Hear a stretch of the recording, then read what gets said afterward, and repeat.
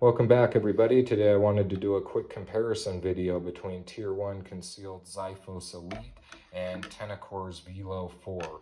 Both are designed for appendix carry, and due to a lack of time, I'm not going to put them on. So if you want to see how they conceal on me, check out my individual review of both of these holsters.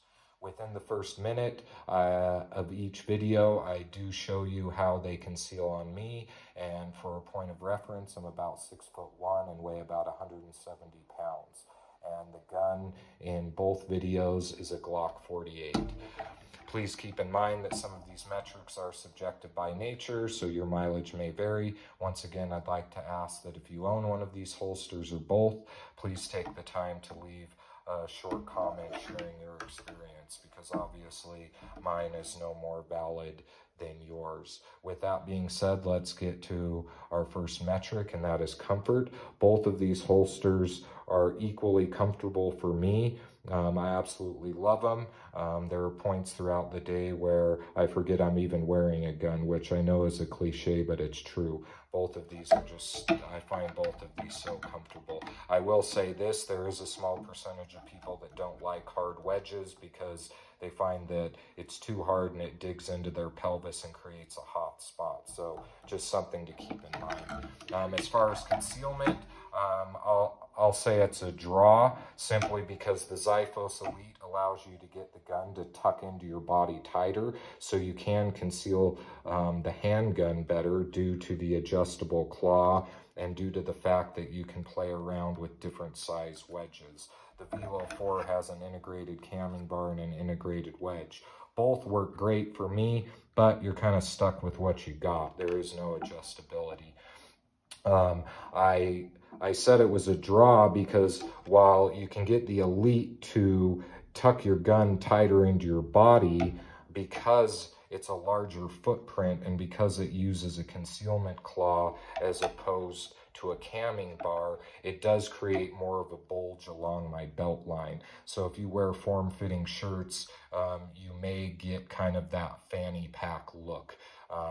The outline of your gun won't be showing, but you will kind of get that, you know, uneven fanny pack look along your belt line, where I don't get that with the Velo4 because it's more minimalistic, a smaller footprint, and it has the camming bar. It just doesn't create the same kind of bulge along my belt line. So concealment wise, I'll call it a draw. Weapon retention, both have rock solid weapon retention, both have fully adjustable weapon retention. As far as belt retention is concerned, the Xiphos Elite is definitely more stable on your belt. There's absolutely no tilting or shifting throughout the day as you move around, which is a big deal to me because I like my handgun always at the same angle. The Velo4 does provide good stability, but with certain activities, you might get a little bit of tilting or shifting, but it's never affected my draw, and I'm very happy with the stability that the Velo4 provides. It's just the Xiphos Elite provides a little bit more stability. Now, if you notice, I do have their polymer easy adjust clips on this. I did purchase a pair of the discreet carry concept clips. If you've watched my other videos, you know these are my favorite clips. I absolutely love them, but I went back to the polymer easy adjust clips that come with the holster simply because they are much more adjustable ride height wise, and I like my gun to ride a little bit higher, and they allow me to have my gun ride higher than the Velo4 does. As far as adjustability and versatility, the Xiphos Elite is definitely more adjustable. Not only is there more ride height adjustment, but you can also adjust the height of the claw up or down, which is really nice, especially if you like a high ride height like I do. A lot of the time, like with the Velo4, I have this set as high as I can get it, and about a quarter of the camming bar no longer contacts the belt because of how high I have it. That will not be a problem with the Elite series simply because you can adjust this up and down. And then you can also play around with different width and thickness of wedges. This is also more modular simply because you can remove this shock cord and you can attach the clip to these eyelets, or you can move it in even farther and attach the clip to these pre-drilled holes if you want to. So adjustability definitely goes to the Elite. As far as build quality, it's 6s. Both are made from high quality materials. They both use high quality hardware. The fit and finish was perfect on both. As far as options, that definitely goes to Tier 1 simply because they support more handguns and more weapon-mounted lights. As much as I love Tenicor, that's their only downfall. They do not support a whole lot of handguns. As far as warranty, Tenicor, in my opinion, has a better warranty. If you were to purchase this Velo4 and it just didn't work out for you, maybe because you find the hard wedge very uncomfortable, they'll work with you. Where if you get the Xiphos Elite and for some reason you just don't like it, there will be a restocking fee. And that's because it's a completely customizable holster. So they have a harder time just turning around and reselling it. And so warranty-wise, I do like Tenicor's warranty better. I think they have the best warranty in the business. Lead time goes to Tenicor. I got mine in the mail in 4 or 5 days. Tier 1 does have their lead times cut down to like 2 to 3 weeks. I received mine in about 2.5 weeks. So if you're really impatient, then you might want to go with the Tenicor.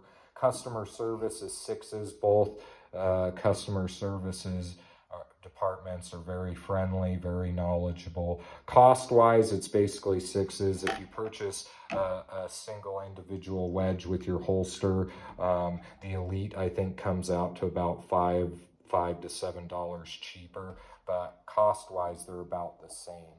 And now just to go over a few more finer points to hopefully help you guys decide which one would work for you.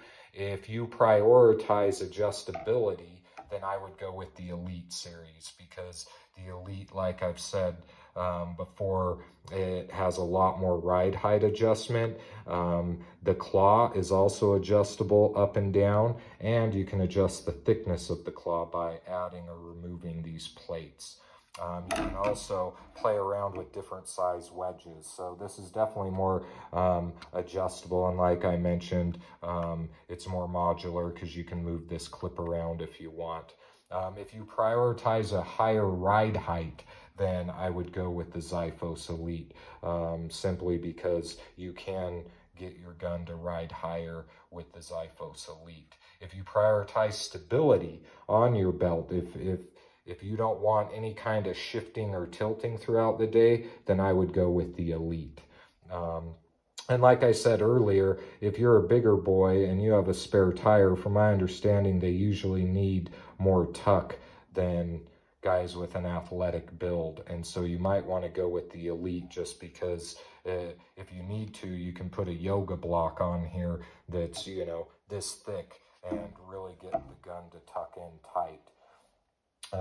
Now, as far as the Velo4, if you prioritize a minimalistic holster with a smaller footprint, then I would go with the Velo4. If you prioritize simplicity, I would go with the Velo4 simply because of the integrated camming bar and the integrated wedge. You'll never have to replace your old wedges, which is one of the features I really like about this holster, just its simplicity. Just put it on and go.